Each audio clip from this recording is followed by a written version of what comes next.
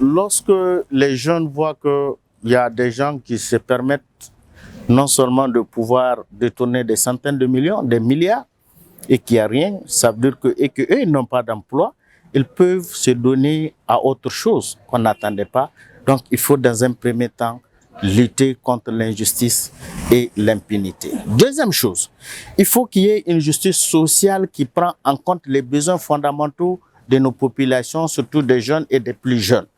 Il faut qu'il y ait une politique adaptée au contexte local. On ne demandait pas de ne pas exporter ou de faire des trucs, mais il faut exporter des bonnes pratiques qui vont avec nos réalités. Et troisième chose, il faut mettre l'accent aussi sur la politique agricole qui est aussi pourvoyeur d'emplois, qui permettrait non seulement aux familles de se prendre en charge, de pouvoir en réalité faire en sorte que les enfants ne puissent pas quitter le village ou leur commune pour qu'ils puissent rester travailler.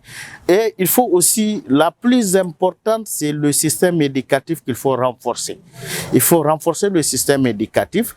Il faut qu'il y ait un système qui permettrait aux jeunes, non seulement une fois qu'ils finissent le curricula, le système, qu'ils quittent le système, qu'ils puissent non seulement s'auto-employer, qu'ils puissent aussi en réalité être non seulement des citoyens qui respectent les lois de la République, et aussi aujourd'hui, quand je prends le cas de ce qui s'est passé avec le gendarme la dernière fois, la question aujourd'hui c'est de dire on recrute du n'importe quoi aujourd'hui dans la FDS, dans les forces de défense et de sécurité.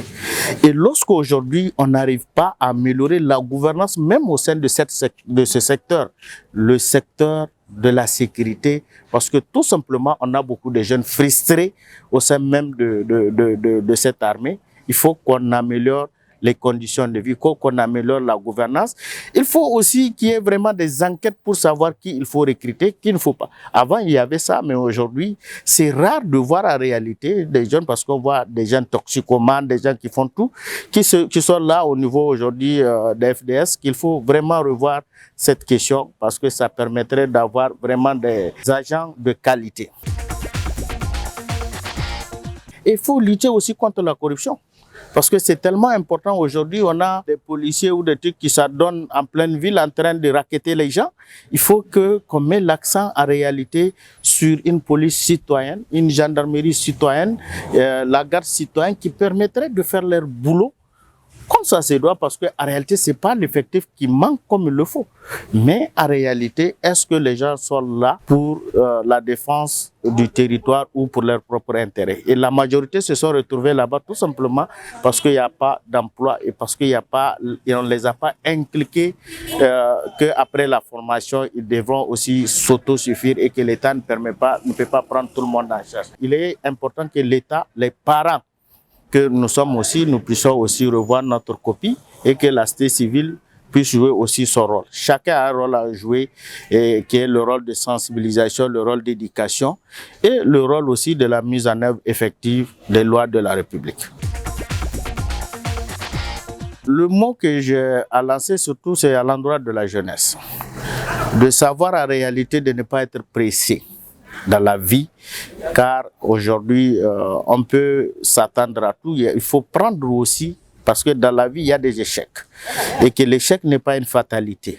Ça fait partie, c'est une partie intégrante en réalité de la réussite. On apprend de ces échecs pour aller de l'avant. De savoir que si on est au chômage aujourd'hui, on peut avoir aussi quelque chose à faire demain.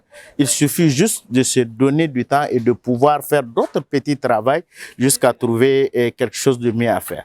Et l'autre, c'est de dire aussi à cette jeunesse que ceux qui sont employés comme les FDS qui le font, de savoir qu'ils sont là en tant que défenseurs de la République. Et ils doivent jouer ce rôle-là, parce que si les gens les respectent, c'est pour ça.